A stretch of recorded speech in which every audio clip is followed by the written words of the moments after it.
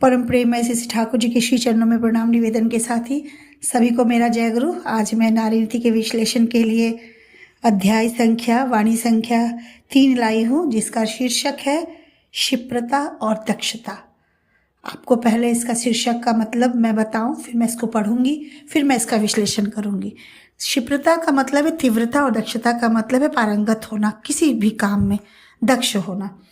तो इस वाणी को मैं पढ़ती हूँ। क्षिप्रता सहित दक्षता को साध लो और नजर रखो भी मनुष्य के प्रयोजनानुसार हाव भाव पर, और हाव भाव को देखकर ही जिससे प्रयोजन को अनुधावन कर सको, अपने बोध को उसी प्रकार तीक्ष्ण बनाने की चेष्टा करो। इसी प्रकार क्षिप्रता और दक्षता सहित मनुष्य के प्रयोजन के अनुधावन कर सेवा तत्पर बनो। देखोगी सेवा का जयगान तुम्हें परिलुप्त कर देगा। इसमें कई छोटे छोटे शब्द हैं जिनका मतलब भी मैं बताऊंगी। अनुधावन का मतलब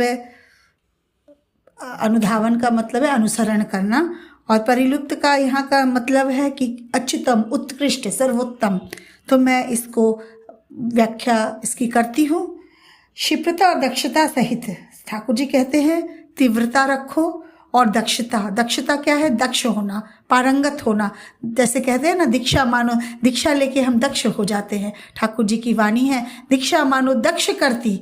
ऐसे तो दीक्षित नहीं हो सकते जब तक हम दीक्षा नहीं ग्रहण करेंगे। दीक्षा लेने के बाद ही हम दक्ष हो पाएंगे। दीक्षा मानो दक्ष करती, प्रीति दीप्त करे प्राण, कूट कौशली अनुशीलन से कृति तीर्थ में कराए स्नान। तो ये दीक्षा की दक्षता है, और ठाकुर जी ने नारी को सर्वोच्च स्थान दिया है। इससे बड़ा स्थान हो ही नहीं सकता है। ठाकुर जी बोलते हैं नारी ही तो जाति की जननी है, नारी होते ही जन्म जाति। इससे बड़ी और क्या बात हो सकती है? इससे बड़ी कोई भी बात नहीं हो सकती है। इतना सर्वोच्च स्थान ठाकुर जी ने हम लोगों को दिया है, तो इसका मान हम लोगों को, इसका सम्मान हम लोगों को रखना ही पड़ेगा।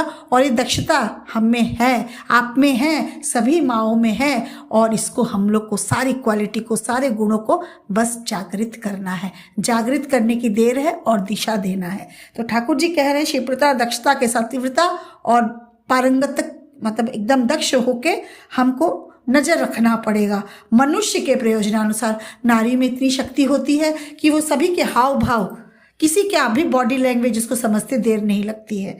और कहते हैं और हाव भाव को देखकर ही जिससे प्रयोजन को अनुधावन कर सको। किसी के भी बॉडी लैंग्वेज को देख के, चाहे ससुराल हो, चाहे मायका हो, चाहे समाज हो, चाहे विश्व हो, चाहे देश हो, चाहे वातावरण हो, सभी में हम लोगों को की दक्षता रखनी पड़ेगी। हम लोगों का हाव भाव देखकर, उनका चाल चलन देखकर ही अंदाजा लग सकता है कि वो मनुष्य कैसा है, वो मनुष्य हितकारी है कि नहीं है, वो मनुष्य क्या चाहता है। तो फिर जब उसकी चाहत को, उसकी बातों को हम जान लेते हैं, तो ठाकुर जी कहते हैं उसके अनुसार प्रयोजन को अनुधावन कर सको।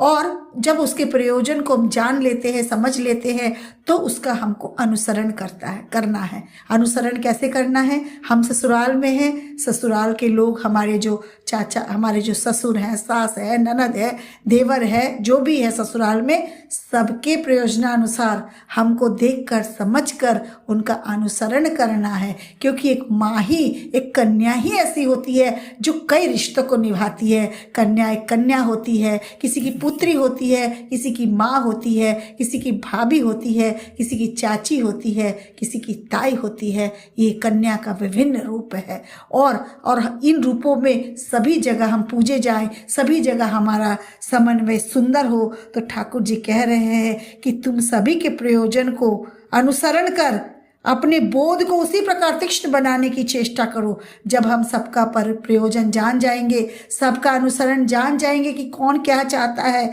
तब हमें क्या करना होगा, चेष्टा करना होगा।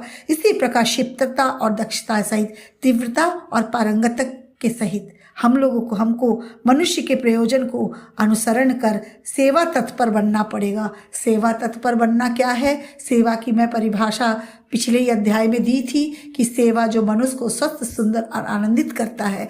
जब हमारी सेवा से मनुष्य, हमारा ससुराल, विशालका यूनिवर्सिटी स्वस्थ, सुस्त और आनंदित होगा, तो सेवा का जयगान तुम्हें परिलुप्त कर देगा।